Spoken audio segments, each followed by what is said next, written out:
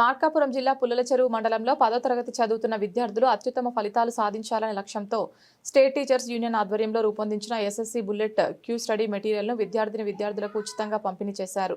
STU పుల్లల చెరువు మండల శాఖ ఆధ్వర్యంలో రిటైర్డ్ ప్రధానోపాధ్యాయులు ఇమ్మిడిశెట్టి లక్ష్మీ నాగేశ్వరరావు సహకారంతో 10వ తరగతి చదువుతున్న 106 మంది విద్యార్థులకు నాణ్యమైన స్టడీ మెటీరియల్ అందజేశారు.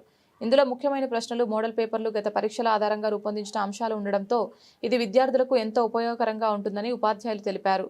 ఈ కార్యక్రమానికి ముఖ్య అతిథిగా హాజరైన మండల విద్యాశాఖ అధికారి ఎం వెంకట భాస్కర్ మాట్లాడుతూ ఎస్టీయూ రూపొందించిన ఈ మెటీరియల్ను ప్రణాళికాబద్ధంగా వినియోగిస్తే తప్పకుండా మంచి ఫలితాలు సాధిస్తారని సూచించారు.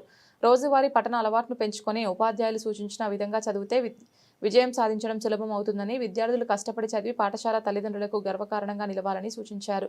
అనంతరం ఈ స్టడీ మెటీరియల్ అందజేయడంతో కీలక పాత్ర పోషించిన దాత శ్రీ ఇమ్మిడిశెట్టి లక్ష్మీ నాగేశ్వరరావు గారిని పాఠశాల చైర్మన్ కొలుకులూరు కృష్ణయ్య శాల్వాతో ఘనంగా సత్కరించారు.